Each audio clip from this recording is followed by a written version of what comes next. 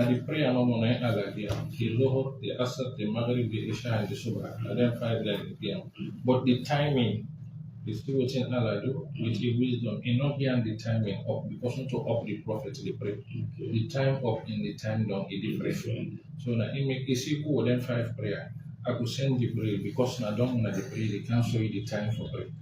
The next day na in Jibril come to Rasul. They can pray with an Zuhur, where Zuhur time don't enter.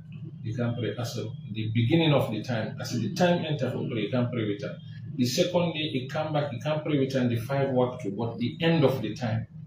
If he come, for example, the first day for Zuhur prayer 1:15, the second day, he come like 3:45, because now the time they enter. Then he tell the prophet, say, Al-waqtu ma bayna hadan. They say the time between the wire. It means Zuhur, you will pray and 1:15, 2, 2:30, 3, 3:30. As long as Asr in time not enter, you get extended time. So you can teach the prophet 2 days continuously. He can done 5 times, 10 times. The first day he can done for the 5 work to all way the time they begin. The second day he can done for the 5 work to all way the time they end. That he don't can done 10 times inside 2 days. It's one the time of Salah, the Zuhur, the Asr, the Maghrib, the Isha. You see, you people learn for maintain this timing. Yeah, they're not for sabotage.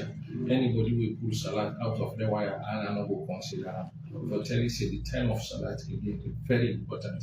Jibril can swan the time of prayer. The Prophet read unto the Sahaba then before they left. Now, and make use of that unto the correct way we maintain unto the. And so this journey be right with Muhammad sallallahu alayhi wa sallam and in teacher when Jibril alayhi salat wa salam.